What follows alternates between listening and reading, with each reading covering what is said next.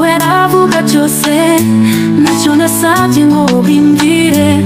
Urukundo rwawe ni mpano wamkuye mu mwijima, unyereka ko hari ibyiza.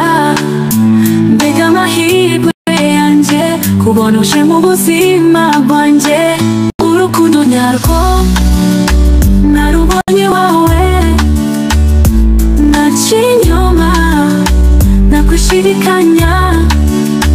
Urukundo nyarwo ruvuga mu mutima, nzahora ndi uwawe ntuzigera ujya. Wanyeretse ko nshobora gukunda mu buryo bwuzuye urukundo, n'amarira nakubabara. Uri umucyo mu nzira yanjye, iyo uri hafi ndacumyeniye. Iby'isi byose mbivamo, numva ufite byose iyo uri iruhande rwanjye. Urukundo nyarwo narubonye iwawe, ntaciye inyuma nagushidikanya.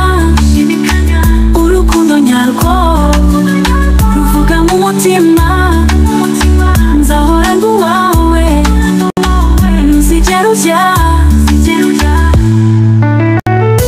Wagukunda iteka ryose, kuko uru rukundo nyarwo singasoma. Urukundo nyarwo so emotional star, use it so R&B, Afro-pop, tempo 70 BPM. Nzagukunda iteka ryose, kuko uru rukundo nyarwo.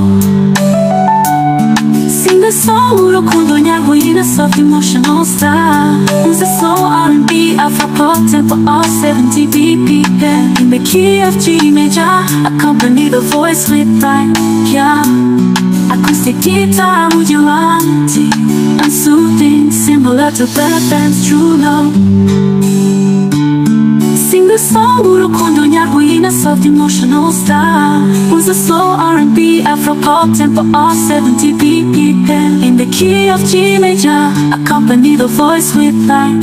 Yeah, acoustic guitar with your auntie, and soothing. Unyeretse ko nshobora gukunda mu buryo bwuzuye urukundo, n'amarira nakubabara. Uri umucyo mu nzira yanjye, iyo uri hafi ntacyo nkeneye. Iby'isi byose mbivamo, numva ufite byose iyo uri iruhande rwanjye. Uri umucyo mu nzira yanjye.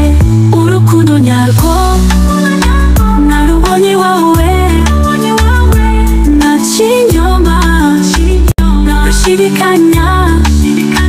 Urukundo nyarwo ruvuga mu mutima, nzahora ndi uwawe ntuzigera ujya.